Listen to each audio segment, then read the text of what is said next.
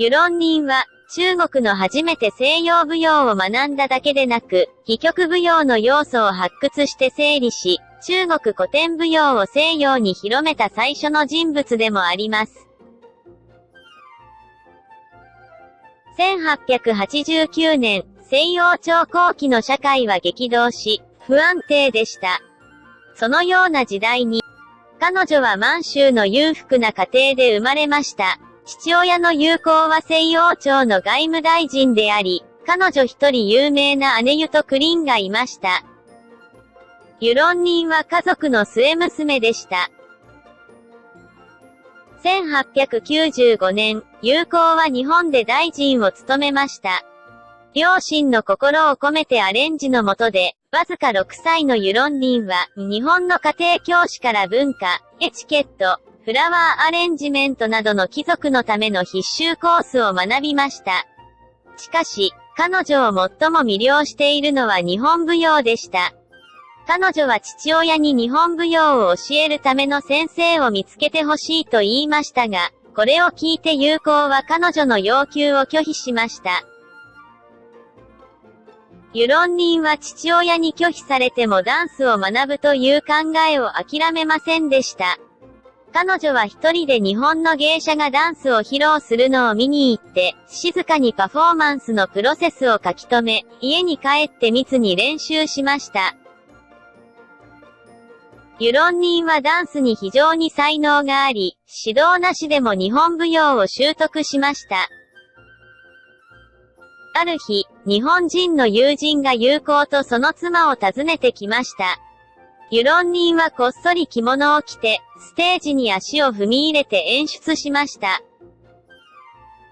彼女の演出はみんなに褒められて、彼女自身もとても嬉しかったですけど、ゲストが去った後、彼女は父親に叱られました。ユゲンはすでにもっと文明開化な父親であったとしても、娘のダンスの習得を受け入れることはできません。西洋朝の貴族界では、ダンサーの地位は非常に低く、売春婦と同等の地位でした。西洋朝の歴史の中で、婦女がそのような人前に顔を晒す技能を学ぶ貴族の背景を持つ人は一人もいませんでした。しかし、ユロンニンは頑固で、パフォーマンスを見るたびに静かにダンスのステップを書き留めています。彼女はダンスに独特の才能がありと言わざるを得ません。すぐに芸者ダンスのリズムとテクニックを習得しました。彼女は心中の不満を表現するために絶食をした。幸いなことに、彼女の両親は幼い娘を愛しているから、彼女がダンスを一生懸命勉強しているのを見て、ユゲンと彼の妻はついに手放し、日本の高揚館の有名なダンサにユロンニンにダンスを教えるように頼みました。彼女はまた、現代中国のダンスの歴史の中で外国のダンスを学ぶ最初の人物になりました。1900年、ユゲンはフランスの大臣に移動しました。11歳のユロンニンは、両親と一緒にパリに行きました。ヨーロッパの文学、音楽、絵画、彫刻を楽しみながら、彼女はヨーロッパとアメリカの歌と踊りに愛情を持つ、彼女の人生に影響を与えたメンター、有名なアメリカのダンサーでモダンダンスの創設者であるイサドラ・ダンカンに会いました。当時、イザドラ・ダンカンはフランスで学生を募集しており、ユロンニンは勇気を振り絞ってダンカンに会いました。二人が初めて会った時、ユロンニンは日本舞踊を披露し、優雅な踊りでイザドラ・ダンカンは彼女を称賛し、弟子を受け入れました。先生の指導の下で、ユロンニンはダンスに対する認識は大幅に向上しました。モダンダンスを学ぶことに加えて、ユロンニンはフランスのバレエ教授サラ・フニオ先生と仰いでしまって、彼女は中国史上初のバレエダンサーになり、後にパリ音楽院に留学しました。3年間の努力し、彼女のダンススキルは非常に熟練しており、ステージでの演出の水準に達していました。1902年、13歳のユロンニンはパリで、ギリシャ舞踊とバラト調の2つのショーを行い、パリでセンセーションを巻き起こしました。ユロンニンは最初の中国のバレエダンサーになり、東方のダンス皇后とも呼ばれ、1903年、友好は彼の仕事について報告するために中国に戻り、ユロンニンは西方の舞台に別れを告げ、父親と一緒に中国に帰らなければなりませんでした。中国に戻った直後、ユロンニンは西太后から召喚され、宮殿で通訳として働きました。ユロンニンが宮殿に入った同時は西太后にとって最もストレスの多い年だったので、彼女はしばしば西太后の退屈を和らげのために踊ることをし、彼女の外国の踊りがとても面白くて美しいのを見て、西太后は偏見を捨て、宮殿で踊りを勉強し続けることを許可しました。宮殿では、ユロンニンが、蓮の妖精の踊り、扇子の踊り、菩薩の踊りなど、多くの代表的な踊りを振り付けました。ダンスの副業に加えて、ユロンニンは翻訳の良い仕事もしました。彼女は長年海外に滞在しており、多くの言語に堪能であり、西洋の社会的エチケットに精通しているため、外国の外務大臣たちは何度も彼女を称賛し、多くの場合、中国の女性の素晴らしさを称賛しています。西太后は光栄に思い、彼女を三州軍主と名付け、ユロンニンは西太后に大変重視されている宮廷女官になりました。実際、西太后のそばに仕えるのは非常に難しい。西太后の性格は気どつねなし、うっかり何か間違ったことを言った場合、家族全員が台無しになる可能性があります。女官のタイトルが素晴らしく見えましたが、実際には彼女は怯えて慎重に過ごします。外交官の娘として、ユロンニンは西洋文化に深く影響を受け、個性の尊重、自由な発想を追求しています。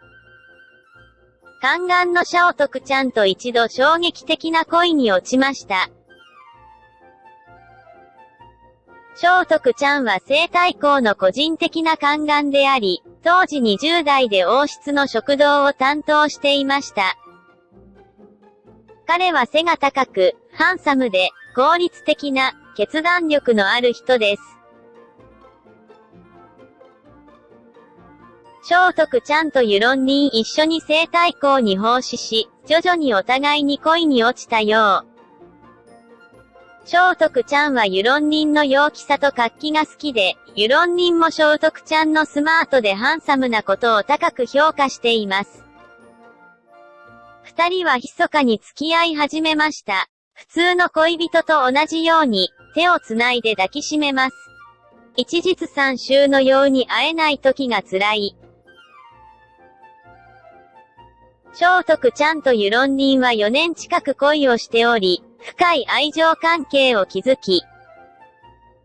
何度も一緒に写真を撮りましたが、これらの恋愛は西太后の知らないうちに密かに行われた。西太后が自分の女官と宦官が恋をしていることを知ったら、その結果は悲惨なものになるでしょう。しかし、彼らの恋愛は有効に発見され、彼は激怒し、二人が一緒にいることに断固として反対しました。有効は、娘が宦官に婚約した場合、女性としての生涯の幸福を失うと信じています。1907年、友好は重病になり、ユロンニンに上海に同行して治療を依頼すると同時に、二人を引き離す機会を得ました。ユロンニンは涙を浮かべてシャオデちゃんに別れを告げなければならなかった。父の命令に逆らうのは難しい。今最も重要なことは父の病気の世話をすることだ。その後、彼女は頭を下げて出て行った。そして二度と足を宮殿に踏み入れることはありません。二人は二度と会うことはなかった。やがて、友好の友人である楊師匠は主導権を握り、仲人として行動する、彼の学生の劉春林をユロンリンに紹介しました。劉春林は中国史上最後の上限であり、学識は外博である、高潔な道徳を持っています。ユロンリンは、それが彼であると聞いたら、彼女はまだとても幸せだったと思う。ユロンリンは昔、劉春林を知っていました。劉春林は、上限の試験を受ける前に2年間北京に住んでいたことが分かりました。前にユロンリンは、彼の習字が上手だったと思う、仏典をコピーするように西太后に勧めました。二人の結婚ことは社会で大騒ぎになって、人々はそれが間違いなくなると思います。しかし、意外には劉春林はユカがとても強い権力を握っている、高望みをしたくない、丁寧に断った。凸凹した感情の道を持っていたユロンリンは、後に誰かが彼女に東方朝を紹介した。東方朝も有名な家族の出身であり、彼の叔父は北洋政府の国務総理であると有称義です。彼はフランスのサンシール陸軍士官学校で留学し、現代の中国陸軍で最初の海外留学人物と知られています。中国に帰国後、東方朝は大統領官邸の軍事参議院を務め、少々の階級を授与された。1912年、23歳のユロンリンはフランスのパリで東方朝と結婚し、彼らの結婚生活は甘くて温かいものでした。1911年の辛亥革命の勃発後、西洋朝は打倒されました。友好はなくなり、彼の家族は衰退し、ユロンリンの以前の栄誉はすべて失われました。しかし、彼女は後悔し残念な思いはしなくて、北洋政府で公職に就くことを選び、北洋政府の助監と教師などを歴任しました。彼女は40代ですが、災害救援のためのチャリティー公演にも何度も参加し、同時に夫婦は元気いっぱいで赤十字などのチャリティー団体の活動にも積極的に参加しており、1930年代に北京の社交界でよく知られています。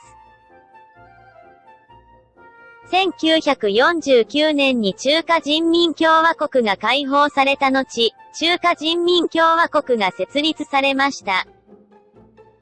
豊富な外交経験と外国語に堪能なユロンリンは、周恩来に中央文史館の司書として雇われました。ロシア語、英語、イタリア語、フランス語、ピアノとダンスなどをも教え、ラストエンペラー夫妻ともに同僚になりました。彼女の人生がこのように続くことができれば、彼女は平和に人生を送ることができるかもしれません。残念ながら、1957年にユロンリンは、請求先という本を出版しました。この本には、西洋朝の明土時代の生涯を詳しく記録しており、当時のベストセラーにもなりました。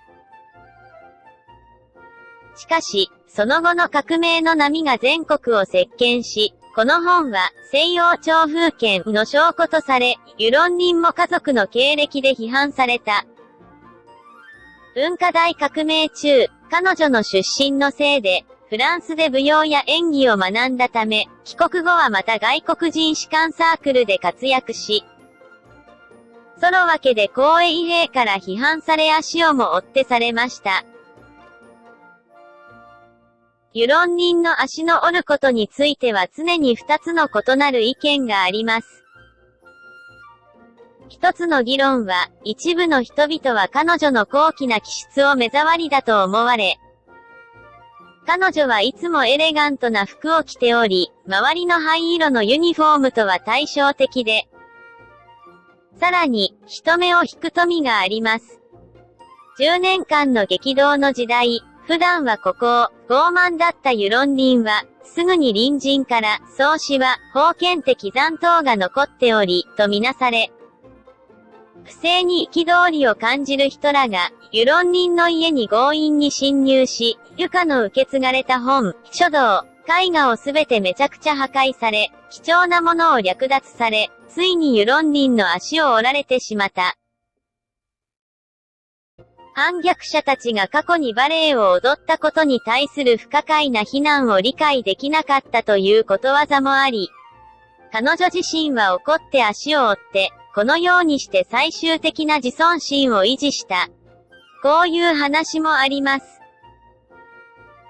彼女の悪運はまだ終わっていない。彼女は自分の家から追い出され、離れたババウに住んでいました。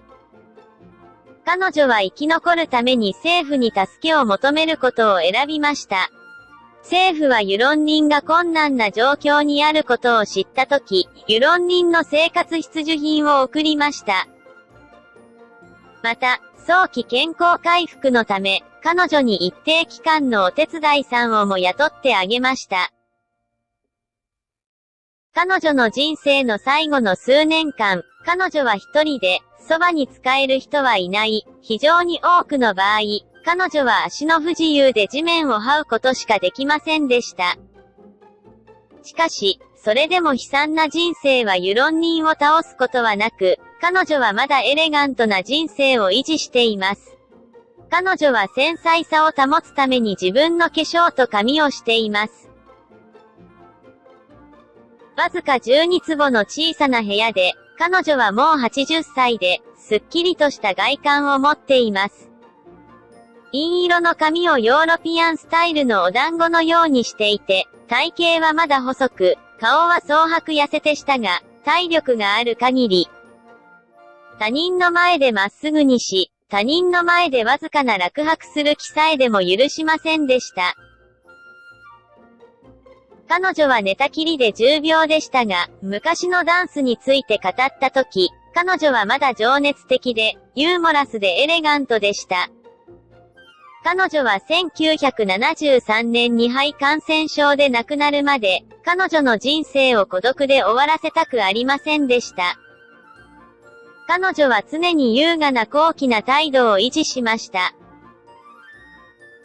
多くの場合、女性がこの人生を優雅に過ごす方法について誰もが話し合っています。ユロン人は彼女の人生経験を利用して、女性であることは強く、正直で、闊達しなければならないことを教えてくれました。最後までご覧をいただき、誠にありがとうございました。また、次の動画で